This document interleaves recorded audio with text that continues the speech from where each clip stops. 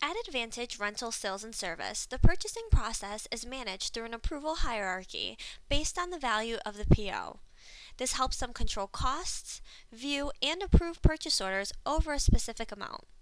We start this video with Kirk out of our Boston office calling Lynn in our Hartford office to create a purchase order on the fly for an item that he needs for a project.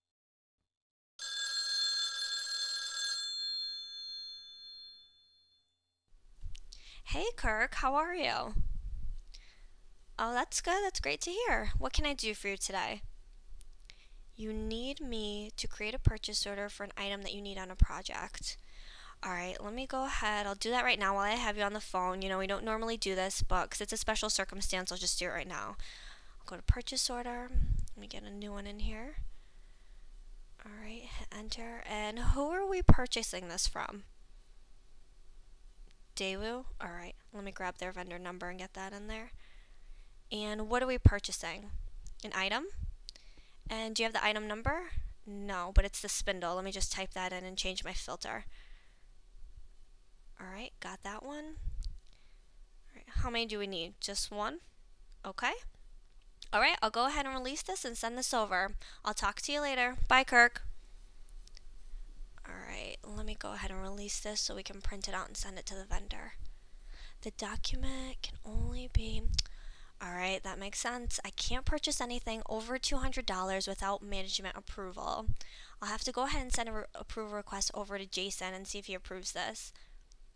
Okay, order has been... Okay, that's been sent over. Let me hit that. And now my status is pending approval. So I'll have to wait to hear back from Jason. I'll go back to my role center.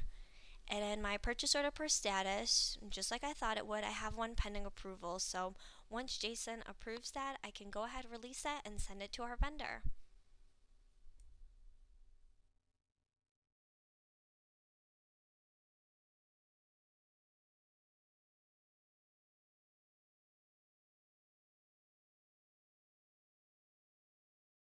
Wow, I can't believe it's only Tuesday. Let's see what we've got on today's agenda. I see that I have one email, so I'll just go ahead and open up my inbox. And I see that I have a system-generated email here about a document that needs to be approved because I'm set up to be the approver here. Let me go ahead and take a look back in Advantage at the approval entries to see what that came from. Let's see, it looks like Lynn created this. Why don't I go ahead and bring up that document. Alright, I can see here that we're ordering a spindle. Yeah, that's definitely outside of Lynn's approval range. So let me go ahead and approve this. And what I'm going to do is I'm just going to go ahead and write her a note so that she knows to get moving on this right away. So I'm just going to say that we need to move forward and place the order because I know that Kirk in another location needed this for a project.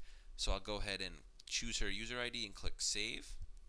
And now I'll go ahead back to the approval entries window and click on that big green check mark so that I can approve this. And now it's out of my approval entries and I can go back to my role center.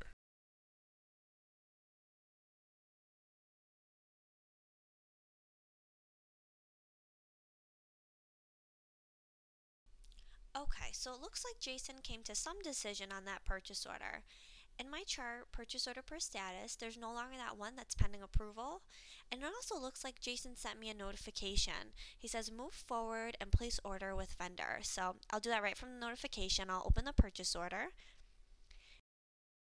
And now I know that I can go ahead and print this and send it to the vendor because my status is released. So let me go ahead and hit print. I will preview that on screen. And this looks good. I can send this to my vendor. Now, once I post the purchase order and we receive the goods, that notification that Jason sent me will automatically be deleted by the system out of my notifications window.